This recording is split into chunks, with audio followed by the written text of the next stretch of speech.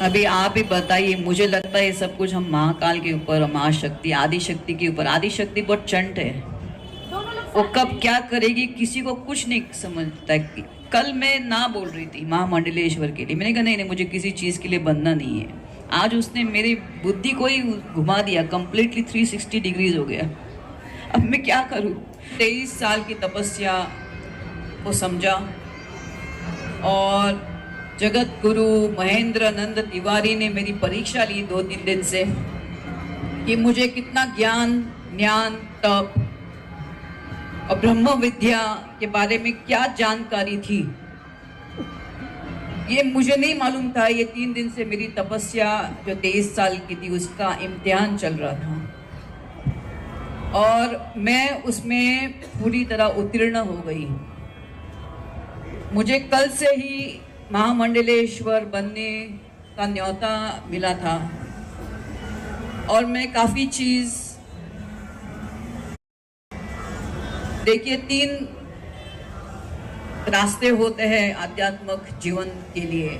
एक वामपंथी होता है, दक्षिणापंथी होता है, और एक मध्यमपंथी रास्ता होता है। और लक्ष्मी नारायण त्रिपाठी जी इसी मध्यम रास्ते की महामंडलेश्वर है। मैंने जो 23 साल से ध्यान और तप मेरे गुरु द्वारा जो भी मुझे प्राप्त हुआ, मैं सबको आध्यात्मिक जीवन के द्वारा सबको स्वतंत्र करने आई हूँ। और मुझे लक्ष्मी नारायण त्रिपाठी से बेहतर कोई और संस्था मिली ही नहीं, सोच ही नहीं सकती थी। मैं सांसारिक जीवन में रहते हुए भी मैं चाहती थी स्वतंत्र से मैं अपना जीवन जीऊं। मुझे बॉलीवुड में वापस नहीं आने का मैंने कभी, इसलिए मैंने 23 साल पहले बॉलीवुड को छोड़ दिया था। तो वापस जाने का कोई सवाल ही नहीं उठता। हाँ, लेकिन जैसे एक सनातन धर्म अपना होता है, सनातन मतलब क्या होता है? जो नित्य है, सदैव था, है और रहेगा, उसका प्रचार मैं निश्चय स्वातंत्र्य रूप से मध्यम मार्ग को लेते हुए उसका मैं और प्रचार करूंगी। और मुझे इनसे और कोई दूसरा मुझे समझ में नहीं आया, इसलिए मैंने, आज शुक्रवार का दिन भी है, महागौरी का दिन है, प्लस ये जो कुंभ मेला है वो 144 साल के बाद इसका एक भयंकर और पुण्य योग है। मैं कल तक ये सोच ही नहीं पा रही थी कि मैं यहाँ से, ऐसा लगा कि मैं इधर स्नान करूँगी। 12 साल पहले आई थी, वो भी महाकुंभ था, आज भी पूर्ण कुंभ है, और वो भी ऐसा योग जिसमें गुरु, सूर्य, शनि, ऐसे 4 ग्रह एक साथ उनका मिलन है। आज मैंने अपनी यात्रा विश्वनाथ मंदिर के लिए तय की थी, लेकिन उनके जो महा पंडित थे, जो मेरे जानकारी में थे, आज वो गायब हो गए। और कैसे गायब हो गए ये मैं नहीं समझ पा रही थी। और सुबह सुबह जैसे एक ब्रह्मा विष्णु महेश मेरे सामने आ गए। वो जगत गुरु महेंद्र आनंदगिरी महाराज और इंद्र भारती महाराज और एक उनके अनुयायी, ये तीनों मेरे सामने ब्रह्मा विष्णु महेश के स्वरूप आ गए। मुझे इनके पास वापस लेके गए और मैं ऐसी ही बैठी थी, और आदि शक्ति ने जैसे मेरे अंतर मन में मुझे बोला कि आज शुक्रवार है, किस चीज़ का इंतज़ार तुम्हें है? 23 साल मैंने तप किया, ध्यान किया, उसका सर्टिफिकेट तो बनता है तुम्हें। और किधर से भी मुझे बनना नहीं पड़ेगा, बिकॉज इनका ये जो महामंडलेश्वर का जो एक उनकी संस्था है, ये किन्नर अखाड़े की, ये पूरा स्वतंत्र है और मध्यम रास्ता है। इससे बेहतर रास्ता क्या हो सकता है? बस मैं अपने जो भी इनके संस्था और सनातन के लिए हो सकेगा, मैं उसके लिए समर्पित हूँ। मेरा जीवन कब से समर्पित है।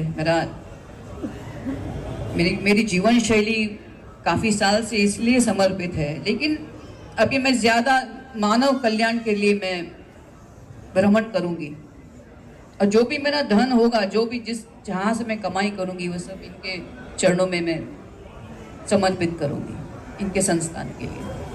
धन्यवाद। शांति शांति शांति शांति शांति। हाँ पूछिए। बेटा बेटा एक मिनट पकड़ना। एटा करके आपकी मूलधारा चक्र पे आपकी जो स्पाइन होती है उसके ऊपर वो कॉइल्ड रहती है कड़क तपस्या से, लेकिन उसके लिए भूम ऐसा होना चाहिए। जिस दिन ऐसा भूम हो गया, तो एक दिन ऐसा था कि मैं ध्यान में बैठती थी, मुझे मालूम नहीं कितने घंटे बैठती थी, कभी कभी 5 घंटा 6 घंटा।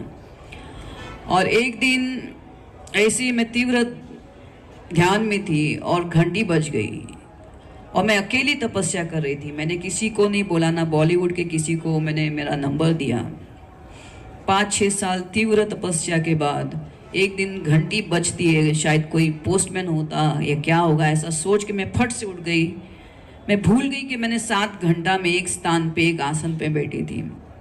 लेकिन जैसे उठी, बिकॉज मूलधारा में चक्र में जो कुंडलिनी शक्ति होती है उसको ऐसा ही भूम ऐसा होना चाहिए, तो मैंने फट से उठी तो वो चक्र ऐसा खुल गया, मेरी कुंडलिनी शक्ति ऐसी जागृत हो गई कि मैं जूम जूम जूम जूम मैं फट से नीचे बैठ गई तो पूरा ये स्पन मेरे स्पाइनल से उठ के zoom zoom zoom zoom zoom मैं आँख बंद कर रही थी, और मुझे एक हाथ जैसा मेरे माथे पे ऐसा अनुभव हुआ जैसे किसने रोक के रखा हो उसको। लेकिन उसके बाद 1 महीना तक तीव्र मेरी पीठ में जैसे 1000 ऐसी लाइट्स हो, इलेक्ट्रिसिटी की वायर्स हो, ऐसा ऊर्जा मेरे पूरे मेरी पीठ पे, मेरे स्पाइन पे, मेरे आँख में, मेरी इधर। फिर उसको काफ़ी महीने के बाद उसको शांत करने के लिए ऐसी तप होती है। लेकिन कुंडलिनी शक्ति जागृत जब आदमी की होती है, वो तो एक शुरुआत होती है तपस्या की, उसके बाद और भयंकर तप करना पड़ता है उसको यहाँ तक लेके आने के लिए। क्या वो हिमालय गए? एक मिनट आप लीजिए। आपने मुझे, मैंने काफ़ी जवाब दे दिया।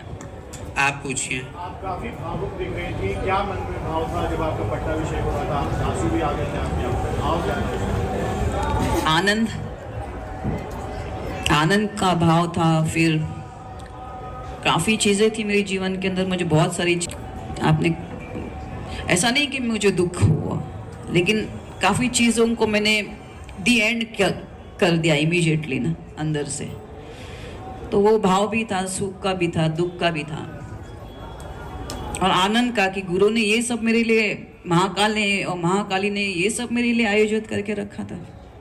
It was like a gift, it was like a certificate for all my तप। मेरा 23 साल का तप मेरे सामने आ गया, इसलिए मैं रोई। और ये आश्रय सिर्फ मेरे गुरु को थैंक्स करने के लिए था, महाकाल और महाकाली को थैंक्स करने के लिए था, और कुछ नहीं। ये आंसू बस वही थे। अच्छा बेटा आप पूछिए। ममता जी, आपने जब महामंडलेश्वर बनने का सोचा तो किन्नर अखाड़ा ही क्यों चुना? क्या इसलिए क्योंकि यहाँ महामंडलेश्वर बनना बाकी अखाड़ों के मुकाबले कितना ज़्यादा यहाँ लिबर्टी थी, प्लस बहुत सारे क्या क्या क्या क्या वापस पूछिए, क्योंकि खड़े यहाँ होके पूछिए ना, पास आके पूछ आगे आ जाइए। 1 to 1 जैसा मत कीजिए, नहीं तो सब पूछेंगे। हाँ ममता जी, जब आपने यहाँ महामंडलेश्वर बनने का सोचा तो किन्नर अखाड़ा ही क्यों चुना?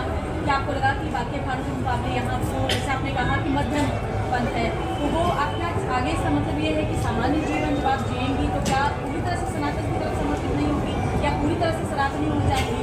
क्यों किन्नर अखाड़ा? देखिए, किन्नर अखाड़ा भी पूरा संन्यास परंपरा को पालन करता है, और जो भी महामंडलेश्वर बनेगा वो पूरम मध्यम, मतलब हम श्रृंगार भी करते। देखिए, हम सन्यासी हैं पर हम श्रृंगार अपने प्रभु के लिए करते हैं। ये तो मेरा विचारधारा है, वो भी बोलेंगी, है ना। किन्नर अखाड़ा, और किन्नर अखाड़े में अपने, मैं कहती हूँ, और हमारे अखाड़े के सभी महामंडलेश्वर का विचारधारा है कि हम सबको साथ ले चले, किसी को दबाएं नहीं, किसी को हिकारत भरी नज़रों से ना देखें, सबको साथ में लेके चलें। मैंने ऑलरेडी इसका जवाब दे दिया कि मध्यम पंथ है, या फिर उसके महामंडलेश्वर ज्यादा उसको अभी मैं क्या बोला आपको, देखो अंदर से तो मैं सन्यासी हुई, मैंने सब कुछ तो त्याग दिया और क्या कर सकती हूँ, लेकिन थोड़ा सा एक रहने के लिए जीवन में थोड़ा आपको प्रकृति में होना पड़ेगा, वरना कुछ रहता नहीं रहने के लिए जीवन में, क्या रहेगा, कोई रस ही नहीं मेरे जीवन के अंदर सिवाय ध्यान भक्ति और इसकी। और थोड़ा सा मैं अपने आप को पहन लेती हूँ कपड़े, कभी मुझे लगता है मुझे पहनना चाहिए तो मैं क्यों उसको, हाँ कोई बंधन की नहीं है। किन्नर अखाड़े में हेलो, किन्नर अखाड़े में वहाँ से शुरू कीजिए और वहाँ ख़त्म कीजिए। हमारी कल्याणी माँ को देखिए कितनी सुंदर है, वो भी किसी हीरोइन से कम नहीं है, पर वो हमारी महामंडलेश्वर हैं। और श्रृंगार और सुंदरता की हम अपने प्रभु के लिए क्यों हम उदास क्यों रहें?